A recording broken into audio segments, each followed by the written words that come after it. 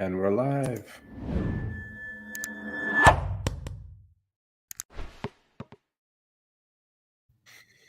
Hi, everybody. Welcome to the Agency Operators Podcast. My name is Pasha. Today I'm being joined by Isabella Ritz of Ritz Momentum. Thank you so much for joining. How are you today, Isabella? I'm great. Hey, Pasha. As when you texted me first time, I was like, damn, I never met Pasha in United States. My first boyfriend was Pasha. He was when I was like, I don't know, I was young, I was little. Yeah. So that was a good sign to hop on, have a chat. Yeah. Um, so I mean, I saw your YouTube videos from many years ago. It looks like you've been kind of doing content for a very long time, right? Yeah, I did. I started, I believe my first YouTube video came out in 2012, and that Mhm. was such an awkward video. I was in believe in Spain, and I started it was the time when all these webinars started and people started doing like info products.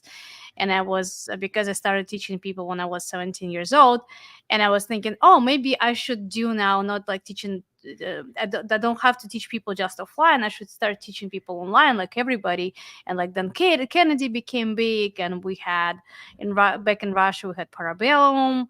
RIP to him right now. So that was the whole thing about the webinars, and I'm like, okay, let me create the first video. And I remember I was in Spain with my short hair, and I'm saying, hello, my name is Isabella Ritz. I was doing business for so many years, and I was so scared to talk on camera. And like right now, I can only imagine like it's probably thousands and thousands of hours of the webinars and content, because that's the era where if you're living your date as an entrepreneur without putting out the content there, that means you're missing out with your audience, with the trust, with expertise. These days we have a proven track record. If you are not putting out there the content, then people don't have a trust into your expertise. So this is where we came from, like this the short videos to like now we have to have a presence, creating as many videos as possible. Yeah, and I know that Ritz Momentum was kind of born in 2019, so you were creating content way before that. So it Yeah. wasn't necessarily even to really, was it to sell any kind of service, or you just wanted to put an info out there as a teacher, you said? So the backup story, I was 17, and I was working for one of the companies, big companies in Russia. And then I think my salary was $600 a month, which was pretty good amount at 17. But I hated. I hated to work for somebody. I hated to do stuff like this. And my director told me at the time, he's like, okay, I need you to create a trade show. I'm like, trade show? I don't know what is the trade show. I have no idea how to do that. I could not imagine to go through the trade show and put the company with a big name there and all marketing. That's everything I had to do by myself. And I started doing the research, like how can I create the trade show for the manufacturer. I was working for the manufacturer, and I found the courses. I found the seminar that was going on at the time, and the guy that was teaching, he had experience in Europe and Germany.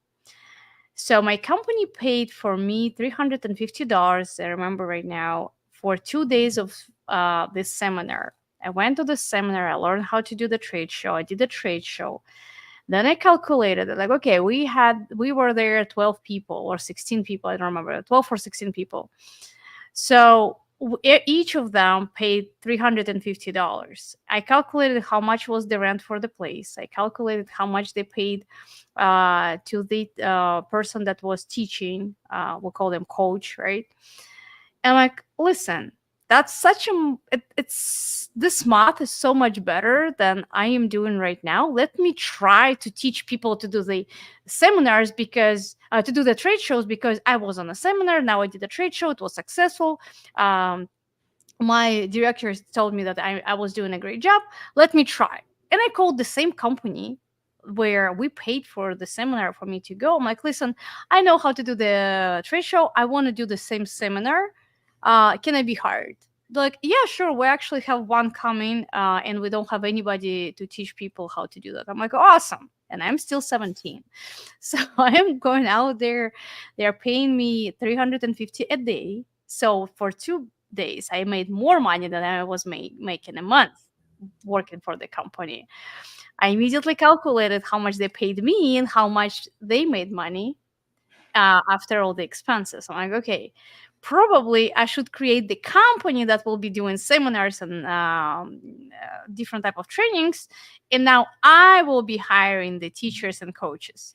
So this is how I ended up with the training center where I was teaching people and I was running the whole training center, which I sold later. So, generally speaking, all this business coaching started back in the year of 2000. And when I was 18, which was the 2000, at the end of the 2001, I sold this company. And that was my first 1 million of rubles, which was $35,000. And Mm. just to people understand how much is that, it was one apartment you could purchase at 6,000 at the time. So I made a lot of money. And this is where I realized, like, okay, this is how the business work. And then I started creating different type of the companies. But I never stopped teaching people. So I did not started to teach people when everybody started doing it. I was teaching way before. So, and I was doing business at the same time. So this is how it Wow. started. So you had the entrepreneurial spirit in you pretty early on. I mean, you just kind of went, how can I cut the middleman out as fast as possible, right? Just like that kind Right. of train of thought. And then Yeah, just boom, boom, boom, action, action. And it worked, right? Because there was a need it is. for it and you filled that need with enthusiasm and it worked. Yeah, that's great. And that was happening every single time when I was seeing the opportunity. It's not happening lately that much because now we have so many technologies and I'm more committed to business than I ever been in my life, to the business I'm doing at this moment. But in the past, I was seeing the opportunity. I'm like, oh, people are doing websites. If you probably remember 2007, 2005, 2004, it was such a big trend. Everybody were doing websites. Let me do the websites. And I was doing the website. I had the website studio. Then, oh, now we have, how we called it, search engine advertisement. Let's do that. And I created that company. So I had, like, at some point I had several, like 6 or 7 companies at the time that I sold later. So I would Hmm. not call it like the real business. It was more like the model where we had leads and we had people that were working in the company. So it was kind of like I have a mechanism and I'm selling you the mechanism that is making you money. But I was like literally catching every single opportunity that was out there. And yeah, and then I ended up in United States and I started Amazon and then I started agency, and now I'm doing both. Very cool. So with that being said, I know that you're specialized in really the kind of the front of the chain where helping somebody to find a product, right? Even like from the keyword research, really, yeah, product finders. There you go. It's from the very, very ground level. And that's actually like in many cases, that's the hard part. I Yeah, think most people don't even realize when they're starting out how hard it really is because you can end up spending years and tens of thousands or even hundreds of thousands hundreds of research, thousands. yeah, research and development, and just like countless nights calculating and going back and forth with suppliers and samples and even flying around the world. And then when you get to Amazon, you find out that you don't have a fit. There's no market fit. There's no space for you. Or if you have to really push your way in with a lot more money and exhaust your budget, with the manufacturing, and then don't have enough for the marketing. So I think it's a very interesting place to be in. We can say it that way. How did you I wish decide more to? people will understand that. Yeah, yeah, and I think the people who do understand it don't do it. Like, my company, we focus on the marketing side. That's what we're specialized in. But I have several of my own brands, and I've been through some of these hurdles, so I can kind of appreciate how hard that is and the responsibility that you take. I mean, you guys even deal with like the funding, right? So really, foundational level stuff. What made you inspired to kind of go after that and do this kind of hard job? So Generally speaking, I was teaching people how to do Amazon, and that was not my primarily goal initially at all. It happened because I immigrated, because people that were following me in the past, they saw how I started doing business on Amazon, and this is where they asked how to do business on Amazon. Was swearing that I will never teach people how to do that, and then I realized that, like, why should I give up the additional income stream? And at the same time, I was happy to help people. So that was win-win. And I started teaching people how to do business on Amazon. And I realized that while I was making mistakes, it's super hard to teach people how to find the product and how to do it right, because you have to read numbers. And if you remember 2016, 2017, 2018, you had to learn how to find the product based on the weight, based on the what we've been considering reviews, and a couple of keywords that we had access at the time. These days, we have to actually read this data. And right now, Amazon is so much more complex, where we have to consider so many things, and we have to understand how to approach every single number based on the specific product. Because in some cases, return rate, for example, of 6% is a curse, and you cannot go after this product at all. And in some cases where the return rate is 6%, and you understand that in this case you'll be able to fix the problem, it's a huge opportunity for yourself. So it based on the data, you have to learn how to read the data for the specific product. And because I realized at some point that it's super hard to teach people to do it and be able to see these layers and the layers of the numbers, we started processing with the offer, like, listen, we can find the product for you, and this product is going to be successful because XYZ. And then I realized that there is no other companies on the market that do that. There are companies that are doing done for you services, promising a lot of profits, and then nothing is going through, and people are getting upset. And, like, all this bubble, unfortunately, made a lot of people losing their monies because they made this that was misleading, and the fake promises, and etc. But the primarily answering your question, the primarily um, complication of finding the products is being able, fortunately or unfortunately, have experience of launching products in the past and fail them. That's right. Because there is no such a magic wand where you can say, I will find the product for you, and I've never sold on Amazon, and I have no idea how to do that. I just learned from somebody who did it in the past, and now I decided to become another guru with the rented Lamborghini for the shorts on YouTube, you know? Yeah, but unfortunately, it's a reality. But if you have people that been able to lose money in the past, and it was not like $10,000 or $20,000, I lost in total over $2 million just by doing something incorrectly.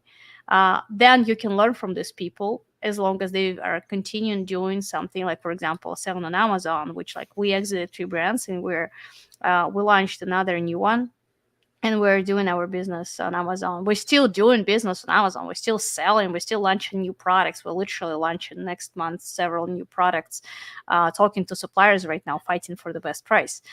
And every single product is supposed to be customized. Customized doesn't mean you have to put the label on it. Customized means you have to differentiate the product based on the consumer's avatar. And then another question, who is my consumer avatar? And then another question, what is the main problem that we want to solve? Another question, can we actually solve something that doesn't have any market fit yet? Did our competitors solve this problem before us? If we will launch another product, we will be another product in a row, or we will be the only product that is solving all these problems.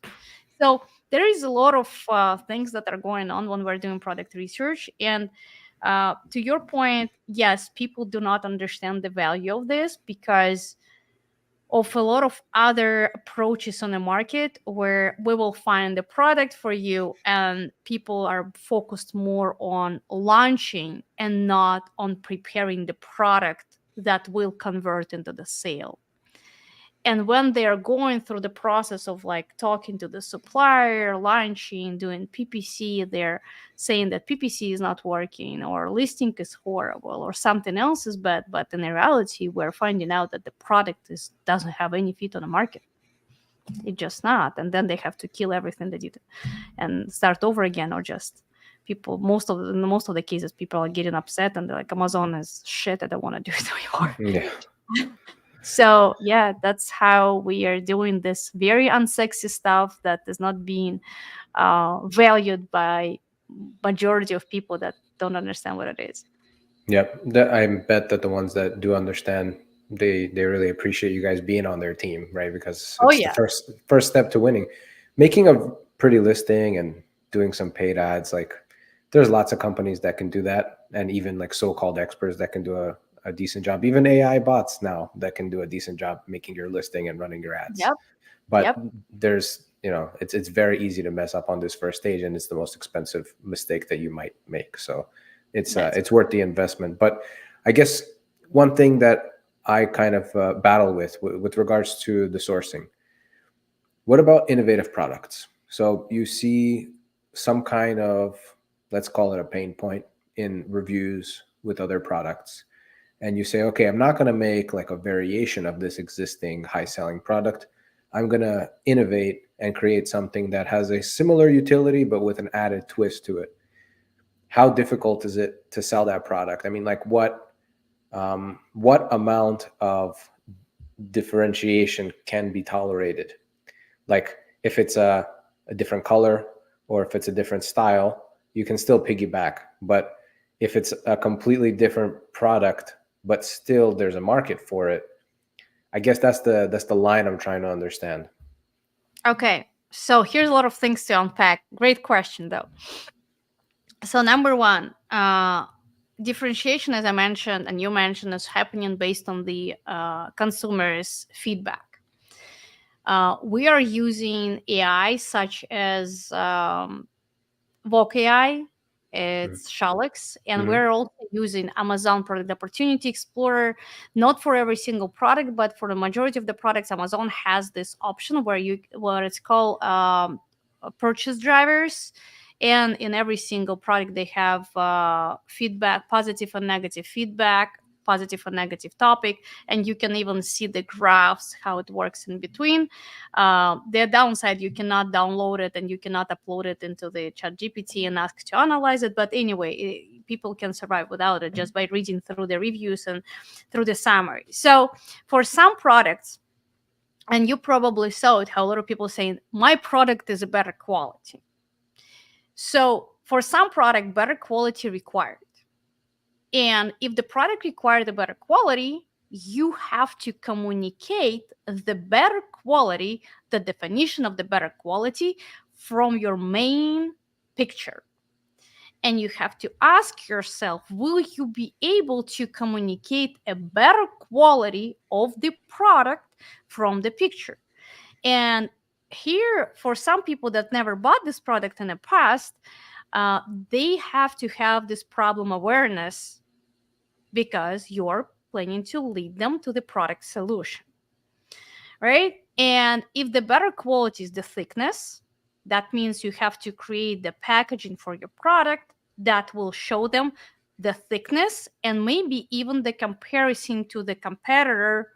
That will be also on your box, because you can put the box on your listing on a page, on the main page, and you can even put there like our thickness, competitor thickness, or better thickness than ever, or whatever. Like you can fantasize here and like create whatever is going to work best for your product. Or maybe you have to create the functionality that people are missing.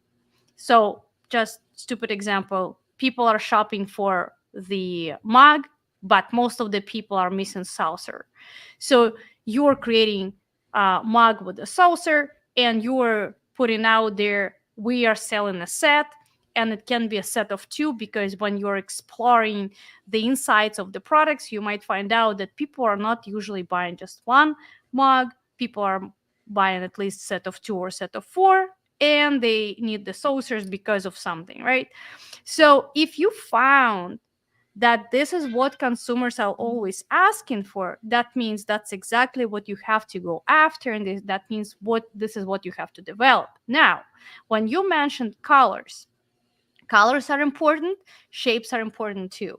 So in this case, if we're working, for example, with ceramics is not that hard to create a shape because it's a clay or ceramic, so you literally like you use it as a play-doh, generally speaking. So you don't have to create a lot of molds or whatever. You just have to create a pretty good, decent first sample. And now, if it's, for example, ergonomic or modern or whatever you want to hit, if it's like you're creating any type of the decor and people are missing modern decor, then you're creating a modern style, you put out there modern 2024 decor, created, designed in United States. Ideally, if you have woman owned, African American, I think on Amazon it's black people owned, veteran owned, small business or whatever, like one of these small icons, and you put it on your packaging. Hmm. And that will convert better also from the main picture. So if you can hit some like these small pieces where you're creating product awareness and making conversion stronger from like this first impression, that will be great, especially given that when people are searching right now on Amazon from the phone. I love this. That's fun.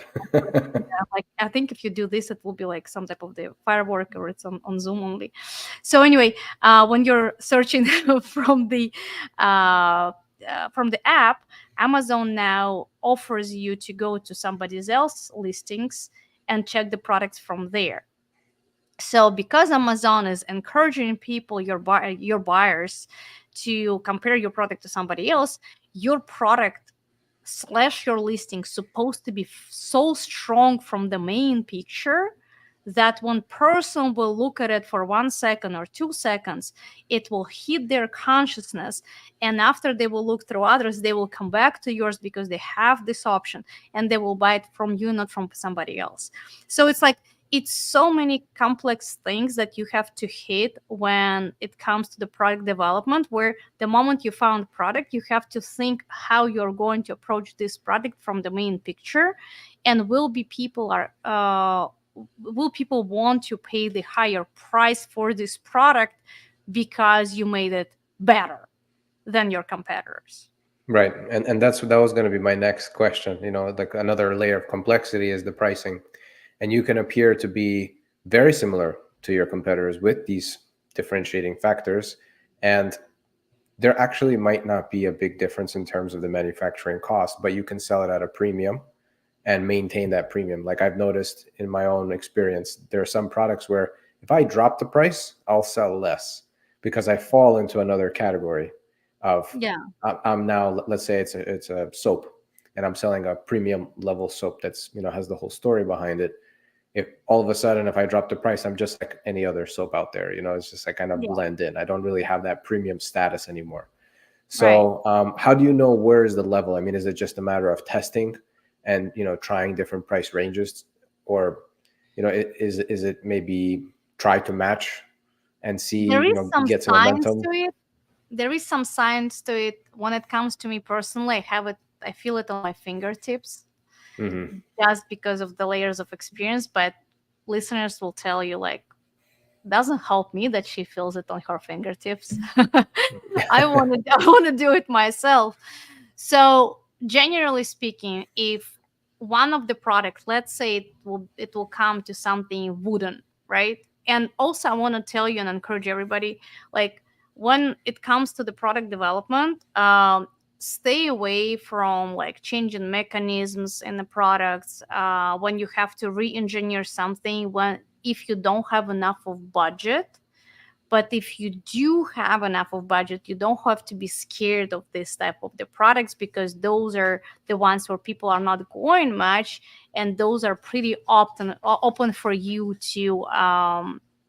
enter, because there will never be a lot of competitors, because people are scared to go into this type of developments. But when it comes to development, go after ceramics. It's easy, and people are scared to sell ceramics. Don't I'm trying to encourage people to sell ceramics so much, but they're still scared because they're scared that things will be broken. I sell ceramics and I'm super happy about it because I don't have a lot of competitors. I just worked out the packaging for some of the products and we're doing great. So go to the wooden products, because wood, you always have options of different wood, and you can sometimes mix and match. Somewhere you can use like plywood, somewhere you can use oak, somewhere you can use cedar. Like, it's a lot of different type of the woods that you can build your products with, and you can save and make it more expensive, depends on the product you develop. And you don't have to be, and this is where upsell is happening. Like, for example, plywood is very easy to break if it's thin, but if you make it thicker, then it's not easy to break. But if you created oak is very heavy, so it's not really positive for us to deliver this type of products, so the shipping will be more expensive. And it's like a lot of like playing tricks with the suppliers, and can be happening. Then I do not recommend to go after plastic products, because here where the mold will be probably more expensive. But if you have enough of budget for the mold, then plastic products and products that being built from plastic and acrylic will be also a good fit for you if you're planning to do something. Don't be scared of the textile. I'm not talking about blankets. I'm not talking about bedding. So there are plenty other products that you can make. We're not talking about apparel. We're talking about just like something that you can build and create from, like using textile as well. Don't be scared of different type of the decoration slash decals. Those products you can build on the way that you can make it more expensive, because people are paying for something that they can feel good with, right? Do I want to buy a cheap decor to my house, or I want to buy a decor that will look good and I will pay a little bit more for that? And this is where you can already start playing psychological games. Like, those are our competitors, and that's the comparison chart. This is what our competitors are doing. This is what we are doing. And as long as your picture on your, again, on your listing looks great. Also, here's like towards the pictures, a little bit note on the side. We ran into the habit to create 3D pictures, and a lot of people were fine with that. And then, given how much time we're spending with AI, we're like, okay, now all of our pictures will be generated with AI. 3D is much better, blah, blah, blah. But then people are receiving the product, and the product is different. Don't hesitate to spend $250 on photo shoot. With, if you're going with the agency, it will cost you probably in between $500 to $1,500. But invest in the product photo shoot and include the actual pictures of your product into the listing. It will look so much better, and conversion will be so much higher. And with a little bit of Photoshop of your product, that was when after the photo shoot will make such a big difference. So people will, answering your question here, people will pay more as long as you develop the product better than the competitors, and you hit every single pain point that was possible to have the price market fit price. Yeah, because, and of course you have to like, you probably will get there about testing products against competitors. But if the market get used to pay for the product, let's say $70, you have the opportunity to sell it at 110, as long as this product has a lot of complaints from the customers, and you don't have to be scared to create this product at higher price, because people will buy it happier, and they will give you positive feedback. And then, because you will have positive feedback, less return rate, even you will have lower amount of reviews than others, Amazon will rank you on a page one without any problems. And what about location? I mean, I love that you said clay and wood. Those are typically materials that are not as common. I think people definitely do lean towards plastics, metals, and electronics. And when they think about Amazon, maybe back in the day there was even more so. And now people are kind of expanding their horizons outside of just China. I know that there's a lot of import from Mexico, and there's a lot of I myself have sourced in other parts of Asia outside of China. um, yeah, I mean, there's all this like infrastructure, right, that's being built around manufacturing. I think typically maybe back in the day, people used to think, okay, if I go to India, what kind of a factory? How, what's the guarantee of quality, or even a guarantee that the factory is going to be there when I reorder next year or whatever. I think with China, there's more options, but now the infrastructure is really improving, especially with India and Mexico. What are your thoughts about sourcing from places outside of China? Great question. Painful question. Yeah. My $1 million question, maybe $10 million question. So, um, for many, many years, we've been sourcing everything from China that was cheaper. China became more expensive. We're still sourcing from China a lot of products. As long as you have great sourcing agent on spot, or you flew there, like you mentioned in the beginning of the podcast, and you have great connections with the manufacturers. Right now, they have Canton Fair. People are flying there and talking to manufacturers, doing the making the handshakes. Um, if you don't do that, uh, explore different options of sourcing. So we're working with, I would say, 6 or 7 different sourcing agents, and they are sourcing in China, Vietnam, Thailand, Mexico, United States. And I mentioned China right here in the beginning. So we're doing sourcing, and we're comparing all these countries, and we're not based anymore on unit cost. We're based on landed cost. For example, from China, you can have $13 per unit, but then when you ship it here, you Hmm. will have $26 per unit because of some weird taxes. Or when you will ship from India, it might be more expensive per unit, but it will be cheaper when you ship here, and the landed cost will be less. We didn't find yet a great fit for any products we developed with Mexico, and we understand we probably just really have to fly there and just have this tour from manufacturer to manufacturer and talk to them, because they also have their very specific mentality, and they didn't get used to work with Americans.